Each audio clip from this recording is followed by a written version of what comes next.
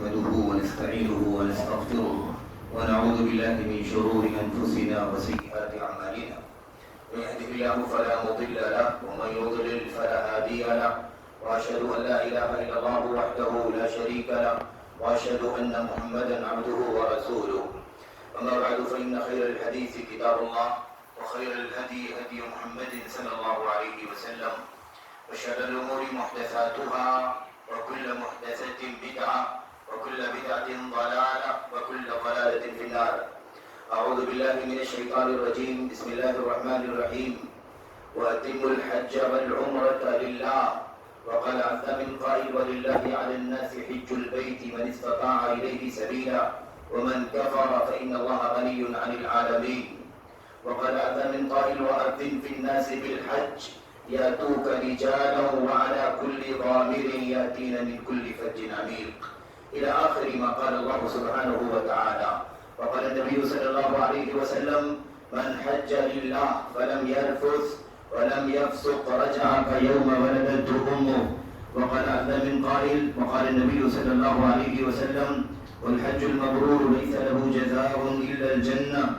وقال النبي صلى الله عليه وسلم تابعوا بين الحج والعمرة فإنهما ينفيان الفقر والذنوب كما ينفي الكير خبث الحديد، أو كما قال النبي صلى الله عليه وسلم.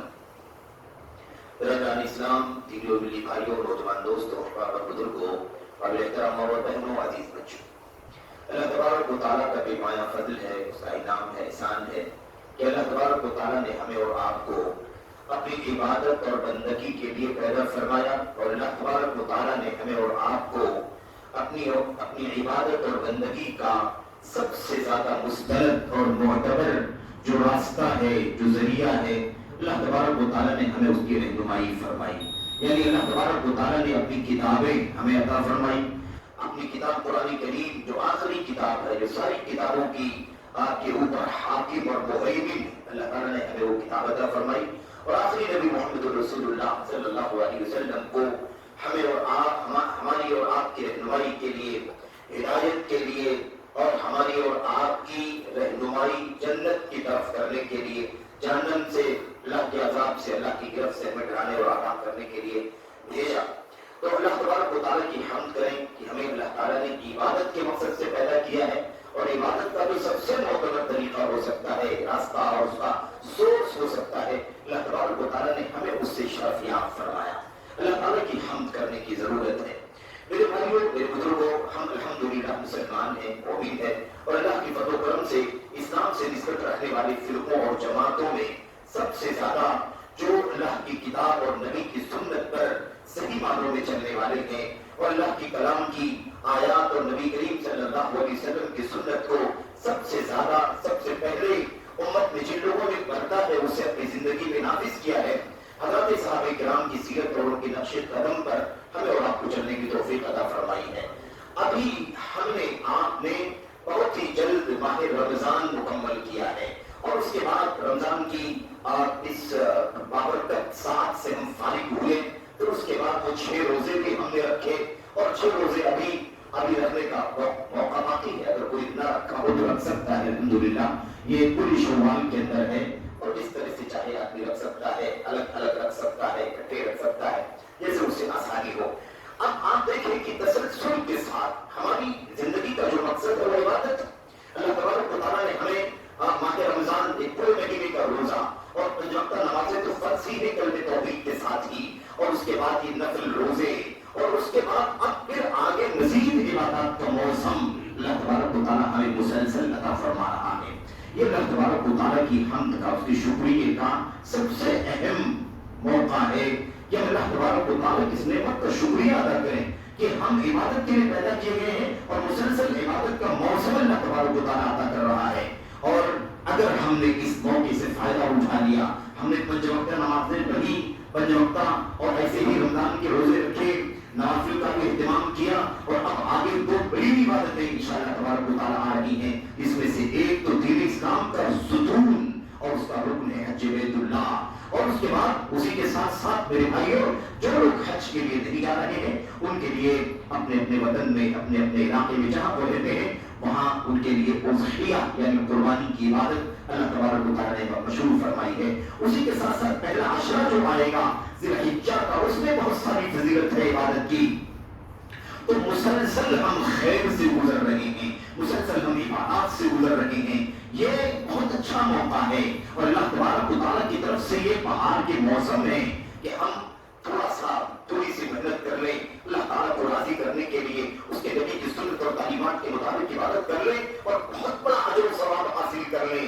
اپنے نام عمل کو نیکیوں سے بوجھل کر لیں، اپنے گناہوں کی معافی کر لیں، اپنے آپ کو خیر اور سعادت کے ماحول میں لے آئیں، حسنات اور نیکیوں سے اپنے آپ کو آراستہ کر لیں. یہ بہت بڑا موقع ہے میرے بھائیوں. تو ابھی اس وقت جو میں آپ کے سامنے گفتگو کرنا چاہ رہا ہوں وہ اصل میں حج بیت اللہ کے سلسلے میں جو ہمارے ماحول میں، ہماری سوسائٹی میں، ہمارے ملک وطن میں عام طور پر حج بیت اللہ کے سلسلے میں سستی ہے، غفلت ہے، کوتاہی ہے. جنہیں طاقت نہیں، استطاعت نہیں، ان کی بات تو الگ ہے، کوئی مسئلہ نہیں ہے. جن کے پاس استطاعت نہیں ہے ان کے اوپر حج بیت اللہ تو فرض ہی نہیں ہے. لیکن اگر ہمارے پاس استطاعت ہے اور ہمیں اللہ تبارک و تعالیٰ نے کشادگی دی ہے اور ہم حج بیت اللہ کر سکتے ہیں، تو پھر اگر ہم اس کے بعد کوتاہی کرتے ہیں تو دو بڑے مسئلے ہیں. ایک بڑا مسئلہ تو یہ ہے کہ حج بیت اللہ دین اسلام کا ستون اور رکن ہے. کلمہ توحید پڑھنے کے بعد جیسے نماز کی اہمیت ہم سمجھتے ہیں،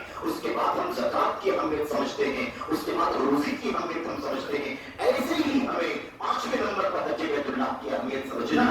اس کے اندر ٹال مٹول نہیں اچھا ہے. اگر استطاعت ہے تو پھر بلا وجہ کسی وجہ سے دنیوی اسباب، دنیوی مسائل، یہ تو زندگی کے مسائل زندگی بھر میں ہمیشہ آتے رہیں گے. بیماریاں ہیں، تکلیفیں ہیں، مال ہے، دولت ہے، خریداری ہے، بزنس ہے، شادی ہے وغیرہ. یہ سلسلہ تو کبھی بند ہونے والا نہیں ہے میرے بھائیوں. لیکن جب جو چیز فرض ہو گئی اللہ تبارک و تعالیٰ کی کتاب اور نبی کی سنت کے مطابق، اس کے اندر ٹال مٹول کرنا، اس کو ڈیلے کرنا، خاص طور پر ہمیں پتہ بھی نہیں کہ ہماری موت کب آ جائے گی، کب ہم میرے بھائیوں زندگی سے ہاتھ دھو بیٹھیں گے. اس لیے خاص طور پر ہماری ذمہ داری ہے کہ ہم حج بیت اللہ کے سلسلے میں کوتاہی نہ کریں. میرے بھائیوں جسے استطاعت ہے وہ یقیناً اللہ تبارک و تعالیٰ کی طرف سے ایسے ہی مکلف ہو چکا ہے حج بیت اللہ کا، جیسے نماز کا مکلف ہے، جیسے روزے کا مکلف ہے، جیسے شرائط کے مکمل ہو جانے کے بعد زکات دینا اس کے پر فرض و واجب ہو چکا ہے. ایسے ہی ستون ہے، ستون. اگر 5 پلروں پر دین اسلام کی بنیاد قائم ہے اور اس میں سے اگر نماز نہیں پڑھیں گے تو ستون کی وہ عمارت ڈھہ جائے گی، زکات نہیں دیں گے تو ڈھہ جائے گی، روزہ نہیں رکھیں گے تو عمارت اسلام کی ڈھہ جائے گی. ایسے ہی طاقت کے موجود مسلمان اس بات کے موجود حج بیت اللہ نہیں کرے گا تو وہ اسلام کی عمارت کو، اسلام کے محل کو ڈھا دینے کا کام کرے گا. اس لیے پوری سنجیدگی کے ساتھ اپنا حساب کتاب جوڑ کر کے اگر یہ سمجھ میں آتا ہے کہ واقعی ہم حج بیت اللہ کرنے کی طاقت رکھتے ہیں اور ہمارے پاس سفر کا خرچ ہے، ہمارے پاس ٹرانسپورٹیشن کے اخراجات ہیں، وہاں رہنے سہنے کھانے پینے اور جو وہاں کے سسٹم میں مطلوبہ اخراجات وہ پورے ہو رہے ہیں، اور یہاں پر ہمارے پاس مہینہ بھر 1.5 مہینہ یا اس سے کم بیش جو حج کا پیکج ہوتا ہے، اگر ہم اس میں حج بیت اللہ کرنے کی استطاعت رکھتے ہیں تو بلا شبہ انسان کو، مسلمان کو بالکل بھی تاخیر نہیں کرنی چاہیے. فوراً اچھا ہمارے ذہن میں کیا آتا ہے میرے بھائیوں؟ یہ آتا ہے کہ اتنا لمبا چوڑا پیسہ لگتا ہے. اگر آدمی آج پرائیویٹ سے سفر کرتا ہے تو میں سمجھتا ہوں کہ 7 لاکھ 8 لاکھ روپے خرچ ہوتے ایک آدمی کے پیچھے. یا ایسے ہی اگر وہ گورنمنٹ کے نظام کے تحت حج بیت اللہ کرنے کے لیے جاتا ہے مثال کے طور پر تو اس میں بھی 4-5 لاکھ روپے خرچ ہو جاتے ہیں. آدمی سوچتا ہے، ایسا نہیں کہ میں آپ کی بات کر رہا ہوں، میں بھی سوچتا ہوں، کوئی بھی سوچ سکتا ہے، لیکن ہمیں ایسے نہیں سوچنا چاہیے. ہمیں سوچنا کیا چاہیے کہ اللہ تبارک و تعالیٰ کا ایک فریضہ ہمارے اوپر آ گیا ہے اور اس کی طاقت ہو چکی ہے، تو اب تاخیر کرنے میں اللہ تبارک و تعالیٰ کے یہاں حساب کتاب کا مسئلہ ہے، جواب دہی کا مسئلہ ہے، اللہ کے سامنے کھڑے ہونے کا مسئلہ ہے. اس لیے ہمیں سوچنا ہے کہ اسے ادا کیسے کیا جائے، جلد سے جلد اس کا پلان کیا جائے، اس کے جو پروسیجر ہے اسے مکمل کر کے حج بیت اللہ کے لیے رخت سفر باندھا جائے. یہ مسلمان کی ذمہ داری ہے میرے بھائیوں، ورنہ طاقت کے باوجود حج نہیں کرتا تو مسلمان اسلام کی عمارت کو ڈھانے کا کام کرتا ہے. اس میں سستی اور کوتاہی کرنا خطرناک ہے مسلمان کے لیے. تو میں یہ کہہ رہا تھا کہ ہمارے آپ کے ذہن میں آتا ہے کہ 2 لوگ جائیں گے حج کرنے کے لیے تو 10 لاکھ روپے خرچ ہو جائیں بیٹ سے جائیں گے تو 18 لاکھ 15 لاکھ روپے خرچ ہو جائیں گے، اتنا لمبا چوڑا پیسہ چلا جائے گا حج کے اندر، پھر کر لیں گے، آگے کر لیں گے، اگلے سال دیکھتے ہیں۔ ابھی اتنا لمبا چوڑا پیسہ خرچ کرنے کے بجائے یہ خرید لیتے ہیں، یہ کام کر لیتے ہیں، یہ کام پورا، ایسا ہمارے آپ کے ذہنوں میں دلوں میں آتا ہے، لیکن یہ بڑا خطرناک نظریہ ہے، یہ ہماری ایمان کی کمزوری کی دلیل ہے۔ کیوں؟ اس لیے کہ نبی کریم صلی اللہ علیہ وسلم نے اس کا جو فلسفہ بتلایا ہے، اس کا اس سلسلے میں جو رہنمائی ہماری فرمائی ہے وہ بالکل مختلف ہے۔ ہم سمجھتے ہیں کہ حج بیت اللہ کے لیے مال خرچ کرنے سے وہ پیسہ کم ہو جائے گا، ہمارا فلاں پروجیکٹ اور فلاں مشروع رہ جائے گا، ہمارا فلاں ڈیل ڈیلے ہو جائے گا۔ لیکن نبی کریم صلی اللہ علیہ وسلم ہم مسلمانوں کو، اپنی امت کو یہ پیغام دے رہے ہیں، مسلمانوں حج بیت اللہ کرنے سے، عمرہ کرنے سے جو پیسہ تمہارا خرچ ہوتا ہے نا، اسے فقیری نہیں آئے گی، اسے مال کم نہیں ہوگا۔ لگتا ہے کہ مال کم ہو جائے گا لیکن مال حقیقت میں کم نہیں ہوگا، اس سے فقیری نہیں آئے گی بلکہ فقیری دور ہوگی، محتاجگی دور ہوگی۔ یہ نبی کریم صلی اللہ علیہ وسلم نے ہم کو بتایا ہے۔ میں ابھی وہ حدیث آپ کے سامنے پیش کرتا ہوں۔ میں آپ سے عرض کر رہا تھا کہ ہمیں دو باتیں سمجھنی، آپ وہی کہہ رہا تھا کہ اصل میں اگر ہم فرض ہونے کے بعد کوتاہی کرتے ہیں، ملتوی کرتے ہیں، ٹال مٹول کرتے ہیں، تو ایک تو یہ ہے کہ دین اسلام کا ستون ہے، اس میں اس کو ڈھانے کا سبب بنتے ہیں، ایک بات تو۔ دوسری چیز ہے اس میں اتنے سارے فضائل ہیں، اتنے سارے فوائد ہیں، اتنا زیادہ اونچا درجہ ہے، مغفرت ہو جائے گی، بخشش ہو جائے گی آدمی کی، آدمی ایسے گناہوں سے پاک ہو جائے گا جیسے ابھی ماں کے پیٹ سے پیدا ہوا ہے، اس طرح سے۔ اور اللہ کے نبی نے فرمایا جس نے بہترین حج کر لیا اس کا بدلہ جنت کے سوا کچھ ہے ہی نہیں۔ اتنا اونچا مقام انسان نے اپنی زندگی میں بہت سارے گناہ کر رکھے ہیں، اگر حج بیت اللہ صحیح معنوں میں کر لے گا تو اللہ کے نبی نے فرمایا صلی اللہ علیہ وسلم نے یقدم ما کان قبلہ، تو حج سے پہلے جتنے گناہ اس نے کیے ہوں گے سارے گناہوں کو اللہ تبارک و تعالی اس حج کے نتیجے میں معاف فرما دے گا۔ ایک بات تو یہ، دوسری بات یہ کہ یہ سب چھوٹ جائے، اتنے سارے فضائل، مغفرت کون نہیں چاہتا میرے بھائیوں، بخشش کون نہیں چاہتا ہم مسلمانوں میں سے، مرد ہو کہ عورت ہو، جوان ہو کہ بچہ ہو، بوڑھا، کون نہیں چاہتا کہ اللہ کی بخشش ہو جائے، بخشش مل جائے، کون نہیں چاہتا کہ جنت مل جائے، کون نہیں چاہتا گناہوں سے ایسے پاک صاف ہو جائے جیسے آج ہی اپنی ماں کے پیٹ سے جنم لیا ہے، کون نہیں چاہتا کہ اس کے گناہ دھل کر کے صاف ہو جائے، کون نہیں چاہتا اس کا درجہ اللہ تبارک و تعالیٰ کے ہاں بلند ہو جائے، کون نہیں چاہتا کہ اللہ تبارک و تعالیٰ کے گھر کا مہمان بنے، کون نہیں چاہتا کہ اللہ تبارک و تعالیٰ اس کا تذکرہ کر کے فرشتوں کے بیچ میں اللہ تبارک و تعالیٰ ہم پر فخر کرے، یہ میرے حج کرنے والے بندے ہیں، دیکھو مجھے راضی کرنے کے لیے میرے گھر حج بیت اللہ تشریف لائے ہیں، یہ دیکھو مینا میں ہیں، یہ دیکھو مزدلفہ اور عرفات میں ہیں، یہ دیکھو رمی جمرات کر رہے ہیں، یہ دیکھو طواف وداع کر رہے ہیں وغیرہ، کون سا مسلمان نہیں چاہتا ہے؟ تو یہ سب خسارہ ہو جائے گا، یہ سب خسارہ ہو جائے گا۔ ہم نے ڈیلے کیا، اگلے سال کریں گے، طاقت ابھی ہے، اگلے سال کو کسی نے دیکھا نہیں ہے، وہ طاقت مال کی رہے گی نہیں رہے گی ہمیں نہیں معلوم، ہماری صحت رہے گی کہ نہیں رہے گی ہمیں نہیں معلوم، کہ مستقبل کے حالات کیا ہو جائیں گے ہمیں نہیں معلوم، کہ ہم زندہ بھی رہیں گے یا نہیں رہیں گے، سب کچھ ہو سکتا ہے۔ اسی لیے اللہ کے نبی علیہ الصلوۃ والسلام نے فرمایا تھا جس شخص نے حج کا ارادہ کیا ہو اسے چاہیے کہ وہ جلدی کرے، ہو سکتا ہے کہ بیمار ہو جائے، ہو سکتا ہے اس کی سواری کھو جائے، ہو سکتا ہے اسے ایسی کوئی ضرورت پیش آ جائے کہ وہ حج بیت اللہ کرنے کی طاقت نہ رکھ سکے، اس کی پوزیشن نہ رہے، فرصت نہ رہے کہ وہ حج بیت اللہ کرے گا۔ اس لیے اس میں سستی، غفلت، کوتاہی بہت خطرناک ہے میرے بھائیوں۔ تیسری جو خطرناکی ہے وہ یہ ہے کہ نہ کرنے کے نتیجے میں، کرنے پر تو اتنے سارے فائدے اور فضائل ہیں جو چھوٹ جائیں گے، اور اگر نہیں کریں گے تو چھوٹ جائیں گے، اور تیسری چیز نہ کرنے کے نتیجے میں بڑی وعیدیں ہیں، بڑی دھمکیاں ہیں، بڑا عذاب ہے حج بیت اللہ طاقت کے باوجود نہ کرنے والے کے لیے، وہ سب ہمارے سر پر آ جائے گا، ہمارے گھرے میں آ جائے گا۔ اس لیے اللہ واسطے مسلمانوں جسے اللہ تبارک و تعالیٰ نے مالی طاقت دی ہے، استطاعت دی ہے، حالات سازگار ہیں اور وہ حج بیت اللہ کر سکتا ہے، اسے دیر نہیں کرنا چاہیے، اسے تاخیر نہیں کرنی چاہیے، اسے جلد سے جلد حج کا پلان کرنا چاہیے۔ اس کا کوئی بھی معاملہ ہے، ڈیلنگ ہے، خریداری ہے، بچوں کی شادی فرض، انشاءاللہ تبارک و تعالیٰ اس خرچ کرنے سے حج بیت اللہ میں مال دیکھنے میں کم ہوگا۔ اللہ کے نبی فرماتے ہیں اس سے فقیری دور ہوتی ہے، حج کرنے سے فقیری آتی نہیں ہے، محتاجی آتی نہیں ہے، حج کرنے سے فقیری دور ہوتی ہے، فقیری مٹ جاتی ہے۔ اللہ کے نبی صلی اللہ علیہ وسلم کی حدیثوں پر ہمارا ایمان ہے کہ نہیں ایمان ہے میرے بھائیوں؟ میں بھی کچھ باتیں آپ کے سامنے عرض کرنا چاہتا ہوں۔ اگلی پر 2-3 آیتیں آپ کے سامنے پڑھی ہیں اور چند حدیثیں نبی کریم صلی اللہ علیہ وسلم کی آپ کے سامنے پڑھی، میں اس کی وضاحت کرتا ہوں تاکہ بات اچھی طرح، صرف مقصد اتنا ہے ترغیب دینا، شوق دلانا، رغبت دلانا کہ ہم حج بیت اللہ کی طرف آگے بڑھیں۔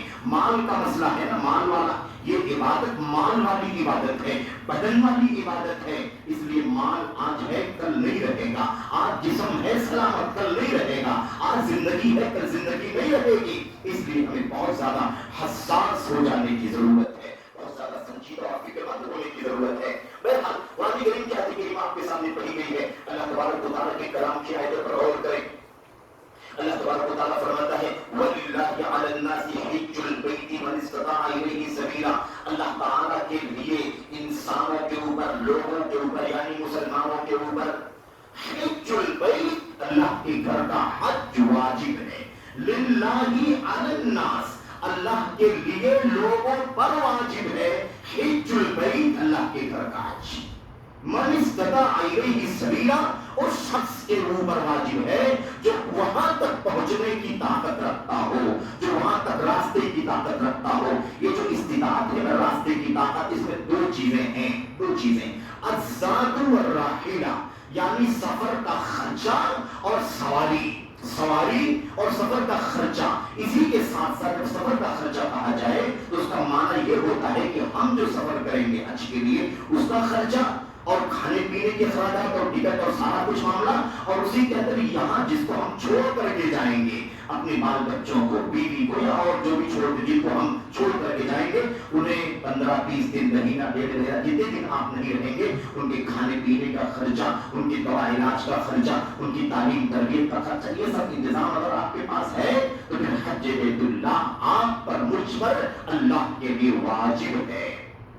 اچھا، اب یہ جو اللہ کہہ رہا ہے کہ اللہ کے لیے لوگوں پر اللہ کے گھر کا حج واجب ہے، جسے وہاں تک جانے کی طاقت ہے، تو کوئی یہ نہ سمجھے کہ اللہ تعالیٰ کے لیے واجب ہے، ہمارے اوپر واجب ہے کہ ہم اللہ کے لیے حج کریں تو اس سے اللہ کو کوئی فائدہ ہونے والا ہے، نعوذ باللہ، اللہ کا کچھ بھلا ہو جائے گا، اللہ کی عبادت ہم حج کریں گے تو اللہ کی شان بڑھ جائے گی، اللہ کا کچھ فائدہ ہوگا نہیں۔ اللہ یہ بتانا چاہتا ہے اس کا فائدہ تمہیں کو ملے گا، اور اگر تم نہیں کرو گے تو یاد رکھو کہ پوری دنیا سے اللہ تبارک و تعالیٰ کو کوئی لینا دینا نہیں ہے۔ ومن کفر، اور جو کفر کرے یا جو نہ مانے کہ اللہ کے لیے حج کرنا ہے، یا جو طاقت رکھنے کے باوجود حج نہ کرے، اللہ تبارک و تعالیٰ فرماتا ہے فَإِنَّ اللَّهَ غَنِيٌّ عَنِ الْعَالَمِينَ، یقیناً اللہ تبارک و تعالیٰ سارے جہان والوں سے بے نیاز ہے، ساری دنیا والوں کی اللہ کو کوئی ضرورت نہیں ہے۔ یعنی اگر آپ حج کریں گے تو اللہ کو کچھ فائدہ نہیں پہنچائیں گے، اگر ہم حج کریں گے تو اللہ کا کچھ فائدہ نہیں ہوگا، بلکہ اللہ بے نیاز ہے ہماری عبادت سے۔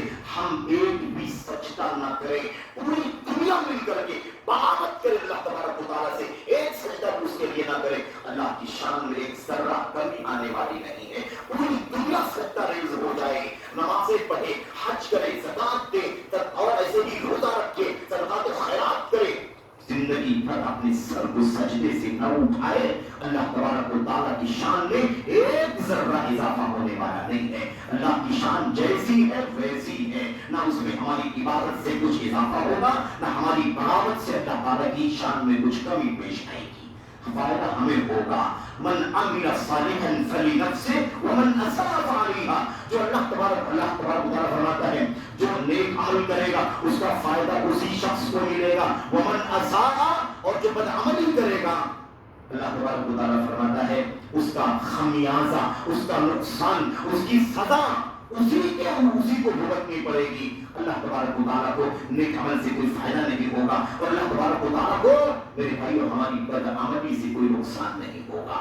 اچھا کریں گے ہم فائدہ پائیں گے، برا کریں گے ہم ہی خمیازہ اٹھائیں گے۔ اللہ کی شان میں نہ کوئی اضافہ ہونے والا ہے، نہ اللہ کی شان میں کوئی کمی ہونے والی، تو یہ نقطہ ہمیں یاد رکھنا ہے۔ دوسری آیت میں اللہ تبارک و تعالیٰ فرماتا ہے وَأَتِمُّوا الْحَجَّ وَالْعُمْرَةَ لِلَّهِ، اللہ کے لیے، اور یہ بھی یاد رہے ان ساری آیتوں میں للہ کہا جا رہا ہے، وَلِلَّهِ، अतिम हज वल उम्रता लिल्लाह, जगह जगह जो लिल्लाह कहा जा रहा है, इसमें इस बात का इशारा है कि ये हज बैतुल्लाह दुनिया को दिखाने के लिए नहीं होना चाहिए, नाम के लिए नहीं होना चाहिए, शोहरत के लिए नहीं होना चाहिए, पब्लिसिटी, हाजी साहब, फलां साहब, फलां साहब, फलां साहब, ऐसा कुछ भी नहीं होना चाहिए। अल्लाह को राजी करने के लिए, अल्लाह की इखलास के साथ हज होना चाहिए।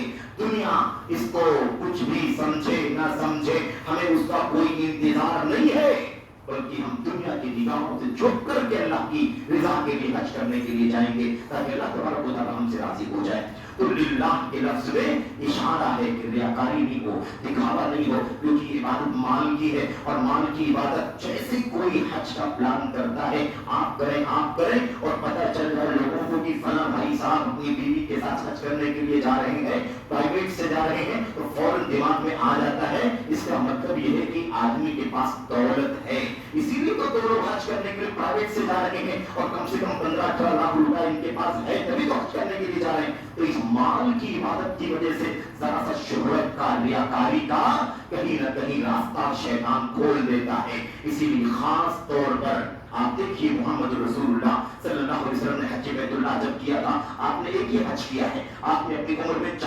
अपनी जिंदगी में 4 उम्रें किए हैं और एक हज किया है, आपने 3 उम्रें अलग अलग किए हैं और एक उम्र आपने अपने हज के साथ किया है, यही कुल आपकी जिंदगी के 4 उम्रें और एक हज है।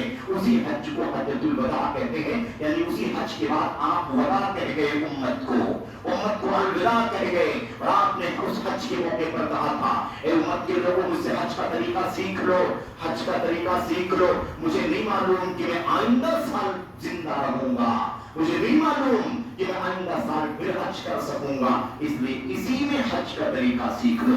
आपके साथ सहाबे किराम की तादाद तकरीबन 1 लाख से 1.25 लाख के बीच में थी, और आप सल्लल्लाहु अलैहि वसल्लम के हज का एक एक नुक्ता, आपके हज बैतुल्लाह की एक एक अदा, आपका कौल, आपका फेल, आपका चलना फिरना, उठना बैठना, सोना जागना, दुआएं, अस्कार, एक एक चीज उम्मत के उन सहाबे किराम ने हदीसों के अंदर महफूज कर दिया। सही मुस्लिम उठा करके देखो, किताबुल हज के अंदर बाबु हज्जतिन नबी सल्लल्लाहु अलैहि वसल्लम, नबी करीम सल्लल्लाहु अलैहि वसल्लम के हज का बयान, इसके तहत हजरत जाबिर इब्न अब्दुल्लाह रज़ियल्लाहु तआला अन्हु की लंबी रिवायत तकरीबन 4-5 सफ़हात पर फैली हुई एक हदीस, पूरे हज की कैफियत निकलने से लेकर वापस आने तक पूरा तरीका महफूज कर दिया गया। मेरे भाइयों मेरे बुजुर्गों, तो हज बैतुल्लाह के सिलसिले में हमें ये बात जाननी है कि हज बैतुल्लाह अल्लाह की रिजा के लिए होना चाहिए। उसी हज के शुरू में, उसी हज्जतुल वदा के शुरू में अल्लाह के नबी ने फरमाया था, अल्लाहुम्मा हाज़िही हज्जतुन ला रिया फीहा वला सुमा, ए अल्लाह, ए परवरदिगार, ए अल्लाह, ये वो हज करने जा रहा हूं मैं, इस हज में कोई रियाकारी नहीं है, कोई दिखावा नहीं है, बस सिर्फ तुझे राजी करने के लिए मैं हज कर रहा हूं। आप सोचिए, नबी अगर ये बात कहे कि अल्लाह ये दिखावे वाला काम नहीं कर रहा हूं, तुझे राजी करने के लिए कर रहा हूं, इस हज में कोई रियाकारी नहीं, कोई सुमात नहीं, कोई नामुमकिन नहीं, कोई चर्चा नहीं, दुनिया की तारीफ नहीं, कुछ नहीं, सिर्फ तुझे राजी करने के लिए। इसे पता चलता है कि हम उम्मत के लोगों को कैसे हज करना चाहिए, वह अल्लाह को राजी करने के लिए। आज जो हज का तरीका चल पड़ा है, जो लोग नहीं जा रहे हैं, अल्लाह ने ताकत दी है, जाओ जल्द से जल्द प्लान करो हज बैतुल्लाह का, तुम्हारी फकीरी मालदारी में बदल जाएगी, तुम्हारी मुहताजगी दौलत में बदल जाएगी इंशाअल्लाह तबारक व तआला। और जो लोग चाहते हैं, चाहने वाले, उनके लिए अल्लाह के नबी, अल्लाह की कलाम और नबी का फरमान मेरे भाइयों याद रखने की काबिल है। रियाकारी नहीं होनी चाहिए। आज हाजी साहब लोग जब सफर करते हैं, निकलते हैं अपने घरों से, इल्ला माशाअल्लाह अपना आम मामला ऐसे ही है, वहीं से फोटोग्राफी शुरू हो जाती है, वीडियो, कभी लोग वीडियोग्राफी भी करते हैं। हर आदमी के हाथ में मोबाइल है, चाहे वो तस्वीर खींचे, चाहे वो मूवी बनाए, हर आदमी के अपने हाथ में है। मेरे भाइयों, घर से निकलने से लेकर गाड़ी में बैठते हुए, उसके बाद गाड़ी से उतरते हुए, एयरपोर्ट के ऊपर बोर्डिंग करते हुए, डी बोर्डिंग करते हुए, और उसके बाद हाथ उठाते हुए, मीना में, मुज़दलिफा में तवाफ करते हुए, सही करते हुए, दुआ करते, हर जगह फोटो खींचा जाता है और उसे सोशल मीडिया के चैनल पर लाइव उसे मेरे भाइयों अपलोड किया जाता है। किसको दिखाने के लिए हज कर रहे हो? जिंदगी में एक बार अल्लाह ने तुम्हें तौफीक अता फरमाई है, पता नहीं तुम्हारा अल्लाह तबारक व तआला तुम्हें मेहमान के नाम पर बुलाए ना बुलाए, एक बार बुलाया है, کم سے کم وہ تو اللہ کی رضا کے لیے کرو میرے بھائیوں. کیوں فوٹوگرافی؟ کس کو دکھانا ہے؟ دنیا کو معلوم پڑتا ہے کہ حاجی صاحب یہاں ہیں، مینا میں ہیں، مزدلفہ میں ہیں، مکہ میں ہیں، طواف کر رہے ہیں، سعی کر رہے ہیں، دعا کر رہے ہیں، جواب پر ہے. اللہ تبارک و تعالیٰ کو راضی کرنے کے لیے گئے ہیں یا اللہ تعالیٰ کو ناراض کرنے کے لیے گئے ہیں؟ اس لیے ریاکاری دکھاوا والا حج نہیں ہونا چاہیے اور صرف دولت والا حج بھی نہیں ہونا چاہیے. اگر ہم نے دکھاوے کے لیے حج کیا تو دولت والا حج ہے، یعنی جس کے پاس پیسہ وہ حاجی ہو گیا، چاہے وہ اللہ کے لیے کر رہا ہو، دکھاوے کے لیے کر رہا ہو، نامنوع کے لیے کر رہا ہو. نہیں، ایسا حج نہیں چاہیے میرے بھائیوں. آپ پیسہ کم خرچ کر کے جائیں، زیادہ خرچ کر کے جائیں، اللہ کی رضا کے لیے حج کر کے آئیں. اللہ تبارک و تعالیٰ آپ کو دنیا بھر کے فضائل سے نوازے گا، دنیا بھر کے منافع سے نوازے گا. دنیاوی زندگی میں مال و دولت کی بھی بہتات ہو جائے گی اور آخرت میں اللہ تبارک و تعالیٰ کا فضل بڑا کشادہ ہے، وہ سب حاصل ہو جائے گا. تیسری آیت کریمہ میں اللہ تبارک و تعالیٰ کا ارشاد ہے. اللہ تبارک و تعالیٰ فرماتا ہے وَأَذِّن فِي النَّاسِ بِالْحَجِّ يَأْتُوكَ رِجَالًا وَعَلَىٰ كُلِّ ضَامِرٍ يَأْتِينَ مِن كُلِّ فَجٍّ عَمِيقٍ. حضرت ابراہیم خلیل اللہ علیہ السلام کو اللہ تبارک و تعالیٰ نے کہا تھا آپ لوگوں اس بات کا اعلان کر دیجئے کہ سب لوگوں آؤ حج کرنے کے لیے، آؤ حج کرنے کے لیے. وَأَذِّن فِي النَّاسِ بِالْحَجِّ، حج کے لیے اعلان کر دیجئے. يَأْتُوكَ رِجَالًا، آپ اعلان تو کیجئے، آپ اعلان کریں گے اللہ کے گھر کے حج کرنے کے لیے آؤ. لوگ جوخ در جوخ، پورا فوج در فوج، ریلے کا ریلا میرے بھائیوں سب کا سب حج کرنے کے لیے آئیں گے. رجالن وعلی کل ضامر، چاہے پیدل چل سکیں گے تو پیدل چل کر کے آئیں گے. ان کے پاس اگر بوڑھی اونٹنیاں ہوگی، کمزور اونٹنیاں، اس پر سواری کر کے آئیں گے. جس کی جو طاقت ہوگی اس طاقت سے وہ حج کرنے کے لیے آئے گا. آپ اعلان کیجئے اللہ تبارک و تعالیٰ کی گھر کے حج کے لیے.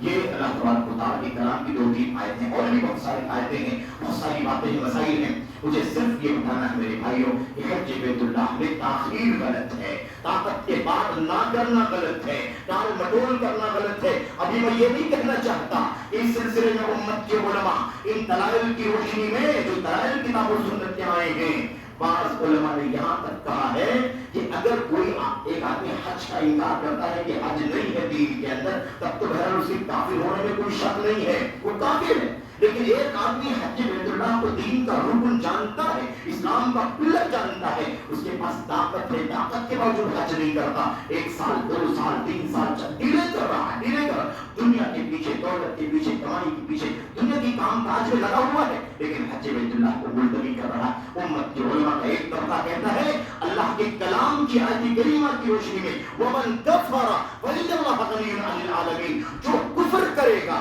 یعنی حج بیت اللہ طاقت کے باوجود نہیں کرے گا، اللہ تبارک و تعالیٰ کی کلام کی روشنی میں گویا کہ ایسا آدمی بھی کافر ہو جائے گا. ایسے لوگوں کی عبادت کی اللہ تبارک و تعالیٰ کو کوئی ضرورت نہیں ہے. کوئی یہ نہ سمجھے کہ اللہ تبارک و تعالیٰ کی عبادت کرنے سے اللہ تعالیٰ کا کوئی فائدہ ہوگا. تو کہنے کا مطلب یہ ہے کہ ایک رائے علماء کی یہ بھی ہے کہ ومن کفر، جو کفر کرے گا یعنی حج بیت اللہ کا طاقت کے باوجود، قدرت کے باوجود حج نہیں کرے گا، وہ بھی کفر میں آتا ہے. علماء کا ایک طبقہ بڑی تعداد اس میں بھی ہے، لیکن ہم یہ نہیں کہتے کہ وہ کافر ہو جائے گا.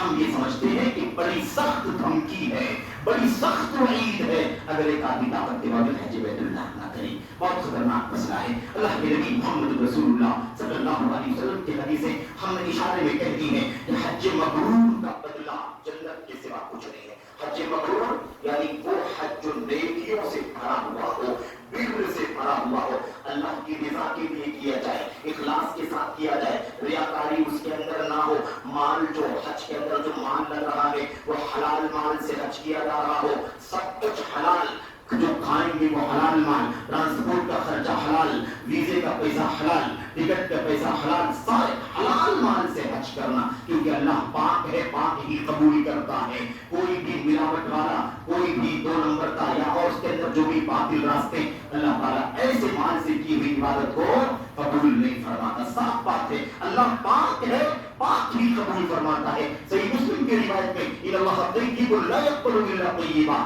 اللہ پاک ہے، پاک ہی قبول فرماتا ہے. اس کو ملاوٹ والا دنیا کے اندر میرے بھائیوں کسی کو دکھانے والا یا حرام کی ملاوٹ والا میرے بھائیوں اللہ تبارک و تعالیٰ کیا قبول نہیں ہے. تو ہمیں یہ جاننے کی ضرورت ہے. اس اس کے بعد میرے بھائیوں حج کے اندر گناہ کا کام نہیں ہونا چاہیے، کوئی معصیت کا کام نہ ہو، کوئی شہوت کا کام نہ ہو، کوئی منکر نہ کیا جائے، بلکہ پورا حج کا سفر نیکیوں سے بھرا ہوا ہو. ہم بہت ساری رکن بھی عمل کریں، فرض بھی ادا کریں، سنت بھی ادا کریں، نفل بھی ادا کریں، دوسرے بھائیوں کو بھلائی کا حکم دیں، برائیوں سے روکیں، کمزوروں کی مدد کریں، بوڑھوں کی. پورا حج کا سفر جو ہے وہ بر نیکی سے بھرا ہوا ہو. جو ایسا حج کرے گا لیس لہ جزاء الا الجنہ، اس کا بدلہ جنت کے سوا کچھ نہیں. اور اللہ کے نبی نے فرمایا جو اللہ کے لیے حج کرے، من حج للہ، جو اللہ کے لیے حج کرے اس کے اندر شہوت کا کام نہ کرے، کیونکہ شہوت منع ہے حج کے بعد. حج کے عالم میں شہوت ایسے بھی منع ہے، غلط شہوت. اور حج کے ایام میں حج کے احرام کی حالت میں تو اور بھی پابندیاں ہیں، اس کی تفصیلات ہیں. اللہ کے نبی نے فرمایا اور فسق یعنی نافرمانی کا کام نہ کرے 2 شرطوں کے ساتھ. اللہ کے نبی صلی اللہ علیہ وسلم نے فرمایا رجع، جب وہ حج کر کے واپس آئے گا تو اس کا حال کیا ہوگا کہ یوم ولدت امہ، اس دن کی طرح گناہوں سے پاک ہوگا جس دن اس کی ماں نے اسے اپنے پیٹ سے جنا تھا، پیدا کیا تھا. یہ ہے بدلہ میرے بھائیوں. تو اللہ کے نبی محمد رسول اللہ صلی اللہ علیہ وسلم کی یہ حدیث ہے. اور میں عرض کر رہا تھا آپ سے کہ وہ بات جس میں اللہ کے نبی نے فرمایا تھا کہ حج کرو، عمرہ کرو. اللہ کے نبی کی حدیث ہے تابعوا بین الحج والعمرہ، حج اور عمرہ کو ایک کے بعد کرو. تابعوا، حج کرو پھر عمرہ کرو، پھر حج کرو پھر عمرہ کرو، پھر حج کرو پھر جتنا اللہ طاقت دے حج عمرہ کرتے رہو. کیوں؟ اس لیے کہ حج اور عمرہ کرنا فَإِنَّهُمَا، یہ دونوں چیزیں حج اور عمرہ، یہ جو حج عمرہ ہم کر رہے ہیں، يَنْفِيَانِ الْفَقْرَ وَالذُّنُوبَ كَمَا يَنْفِي الْكِيرُ خَبَثَ الْحَدِيدِ. یہ دونوں چیزیں فقیری کو اور گناہوں کو، فقیری کو اور گناہوں کو ایسے مٹا دیتے ہیں جیسے بھٹی، جو بھٹی ہوتی ہے نا، بھٹی، یہ تو ہی بھٹی کا علاقہ ہے.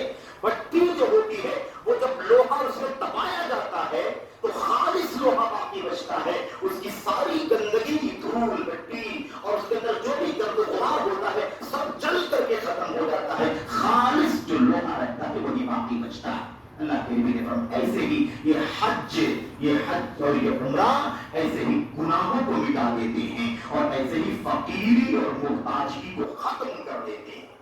میرے بھائیوں، تو حج اور عمرہ کرنے میں جو پیسہ ویسا خرچہ ہوگا نا، اور جو مشقت آئے گی جسمانی، جو پریشانی اور محنت کرنی پڑے گی، اس کا بدلہ یہ ہے کہ اللہ تبارک و تعالیٰ فقیری کو دور کر دے گا اور اللہ تبارک و تعالیٰ گناہوں کو مٹا دے گا.